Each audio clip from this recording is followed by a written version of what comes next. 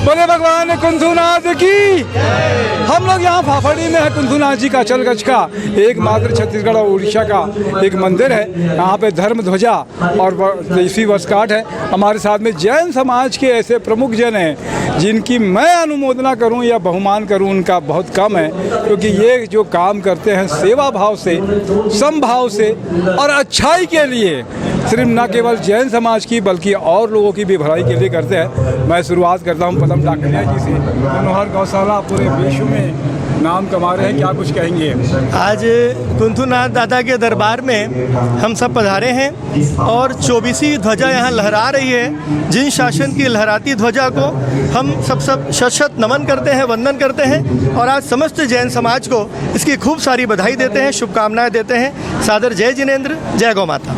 संपत जी झापक हमारे साथ में। कुंथुनाथ दादा के 24वें धर्म ध्वजा के समय में उपस्थित जन समुदाय में जो हर्ष का वातावरण है, जितने उत्साहपूर्वक इस कार्यक्रम को मनाया जा रहा है, वह बहुत काबिले तारीफ है।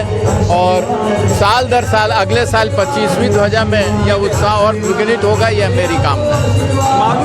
कुंथुनाथ भगवान के यहाँ आज 24वीं ध्वजा फहरा रही है।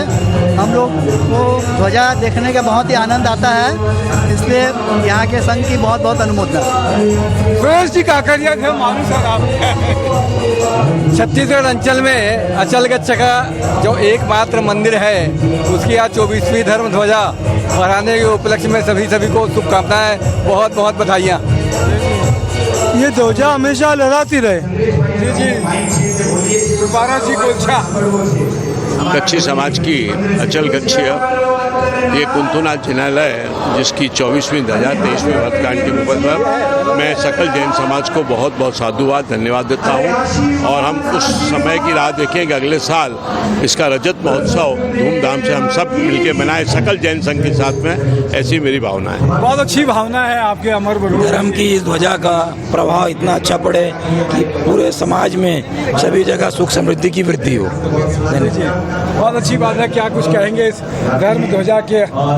अरे ये बहुत अच्छी, हमारे जैन समाज के लिए बहुत बड़ी गौरव की बात है कि ये हर साल होता है और एक ही परिवार के द्वारा होता है। बहुत अच्छी बात है। तो ये सबका आपका इसी तरीके से धर्म से जुड़े रहें। मैं तपेश जैन नरेंद्र ठाकुर के साथ में जय जिनेंद्र।